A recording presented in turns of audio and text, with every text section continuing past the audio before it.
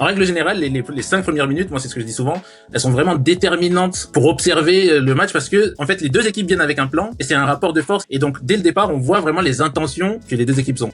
Comment on regarde un match de foot? En premier lieu, moi ce que je crois qu'il faut essayer de faire, c'est d'identifier la formation ou la structure, c'est-à-dire tout simplement regarder combien de joueurs il y a par ligne.